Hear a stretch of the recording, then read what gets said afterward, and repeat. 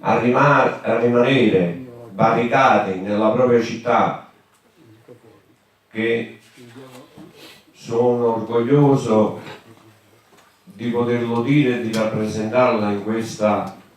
Poi sarà il segretario regionale a dirlo, però ci tenevo a dirlo perché volevo portare il loro saluto. Mi hanno pregato tanto di portarlo e io sono qua a portarlo. Oggi sta avvenendo una cosa, non dico meravigliosa, ma si sta avvenendo un sogno che io ho lasciato 15 anni fa a Napoli. Sono partito da Napoli che ero un leader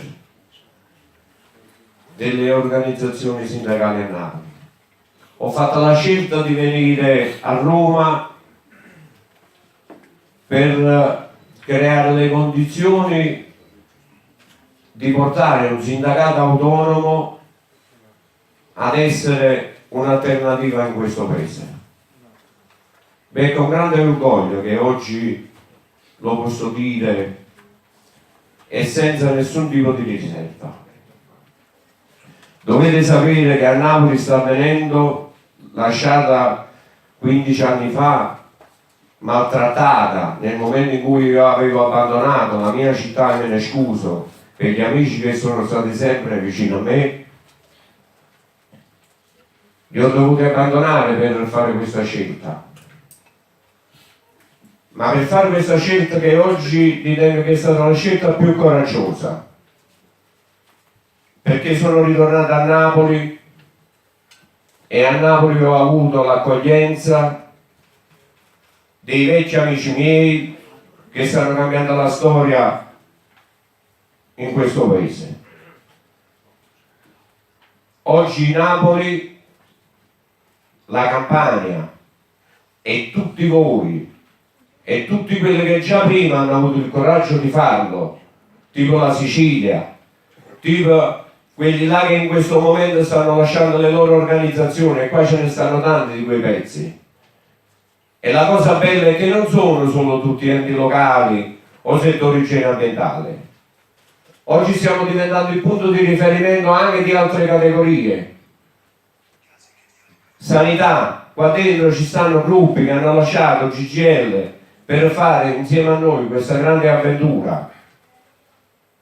Oggi a Napoli quelle persone, quegli amici sono stati costretti a rimanere a Napoli per gli attacchi violenti che stanno subendo CGIL, CISL e Will, ma principalmente CGIL.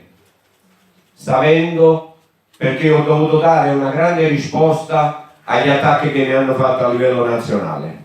Pertanto oggi a Napoli, con grande soddisfazione, devo dire che in un mese ci siamo presi 2000 iscritti della CGIL.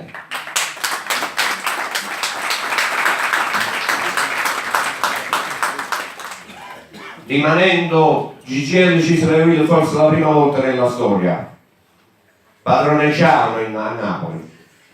La prima volta nella storia noi determineremo le scelte politiche di una città strategica e importante per portarla nel mondo nazionale, questo qua, il vostro, il nostro, e per dare quel grande contributo.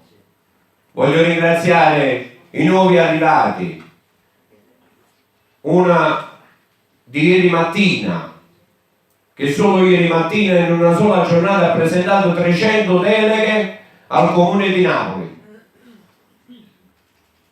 e 300 deleghe di maestre, assistenti sociali, e ce ne saranno tante. Questo vuol dire che la storia veramente sta cambiando. Ma non voglio parlare di Napoli.